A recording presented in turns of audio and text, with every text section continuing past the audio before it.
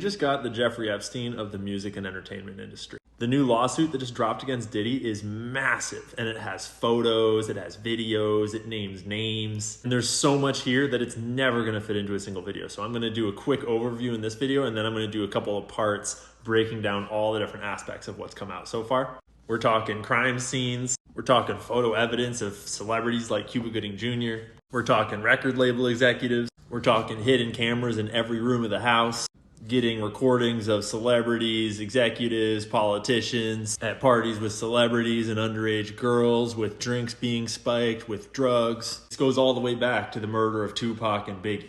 We're talking about the entire rap and hip hop industry and the whole music industry at large. But to be clear, this is just opinions and speculation. These are not statements of fact. When I show sources in the background, like the court case, you should take those for just what they are. I'm not saying that all of this is necessarily real. So what's happened just now is that this man, Rodney Jones, who is a music producer that worked with Sean Combs, who is Diddy, he just filed this lawsuit. And he didn't just file it against Diddy, he filed against the executives at all of the companies associated and against the companies like Universal Music Group. His lawyers claim that he has secured hundreds of hours of footage and audio recordings of Diddy and his staff and his guests engaging in serious illegal activity. It's illegal for lawyers to make these claims if they don't have reasonable belief that this evidence is legitimate and exists. They could get disbarred for making these claims if they're not true. And some of that evidence is present in this lawsuit, like when Diddy allegedly shot a man. And then the LAPD saw that room in the photo, the bathroom with all that blood, and were on the scene for hours and no arrests were made. They went with the explanation that Diddy told his staff to give, which was it was a drive-by shooting. Diddy made it clear that his head of security, Fahim Muhammad, had the power to make people and problems disappear. This guy. And all of Diddy's staff were instructed to contact Mr. Muhammad if they were ever pulled over by the police in Miami or California.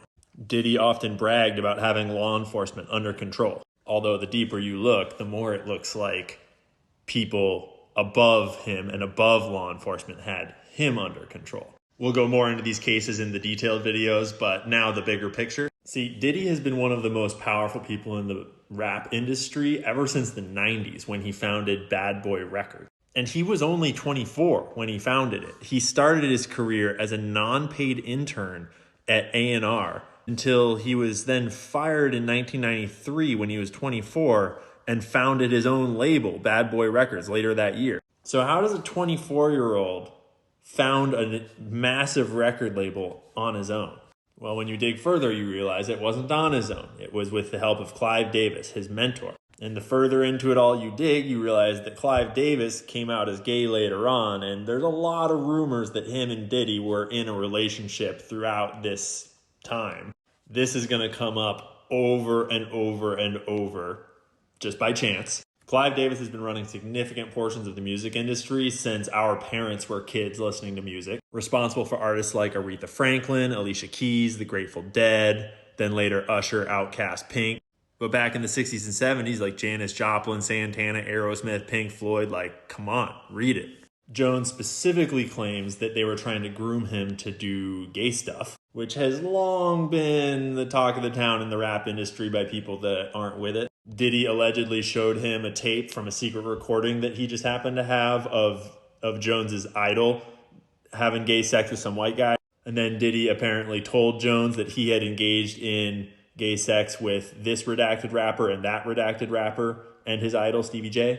And apparently he also promised to make sure that Jones would win Producer of the Year at the Grammys if he did gay stuff on camera. Although, to be clear, he wasn't explicitly saying on camera, but Mr. Jones discovered that Diddy had hidden cameras in every room of his home. I'm going to guess that Diddy didn't learn how to wire a whole house with cameras on his own. Kanye has accused Diddy of being a Fed many times. Diddy's also been accused of ordering the hit on Tupac many times. And when Diddy was asked about this on a podcast, this was his response. We don't talk about things that are nonsense. We don't even entertain nonsense, my brother. So we're not even going to go there with all due respect, but I appreciate you as a journalist asking. When you start digging into allegations of the CIA, the FBI, the Mossad having tentacles in the music industry, you wind up at total rumors like this. Former CIA agent admits agency created gangster rap to fill private prisons by glamorizing criminality. Claims like famous hip-hop lyrics of the legendary hip-hop outfit NWA were even scripted by a team of psychologists and war propagandists inside the CIA, according to this former agent. Obviously, these are just totally rumors and conspiracy theories, no truth to this whatsoever. But it leads you to people like Leor Cohen, who might be the most influential person in the last 100 years of music, because he ran Def Jam and made Jay-Z who he is, including Redman, Method Man, DMX, Ja Rule, Ludacris. But it doesn't stop with rap music. We got Bon Jovi, Mariah Carey, Shania Twain, Elvis Costello, Ashanti, Nickelback, Slipknot, Sum 41, The Killers, Slayer. But then we've also got his protege, Julie Greenwald, that got elevated through this merger that he brokered and managed the Black Keys, Bruno Mars, Death Cab for Cutie, Jason Mraz, Kid Rock, Lupe Fiasco, Wiz Khalifa. That would be this Julie Greenwald. And then we've got Lucian Grange, the CEO of Universal Music Group. He's the one that is directly implicated and named in this lawsuit. It is alleged that he attended these parties with underage girls and with sex workers, and he knew that they were spiking drinks, etc., etc. But when you're talking about Diddy, you got to also talk about Justin Bieber, who was managed by Scooter Braun, along with Kanye West, Ariana Grande, Demi Lovato, etc. Scooter Braun is a really big player in the modern music industry. We also got Psy, Carly Rae Morris, Martin Garrix, Kanye West, Black Eyed Peas, David Guetta, Lil Dicky. So you might not remember, but back in the 90s, Tupac and Biggie were both coming up, and they were both talking about leaving their records that we've shown the people involved in those records already and starting their own. And Tupac was starting to speak out a little bit maybe about the nature of the industry. Diddy was close in the middle of that, and there's a lot of rumors that he ordered the hit on Tupac.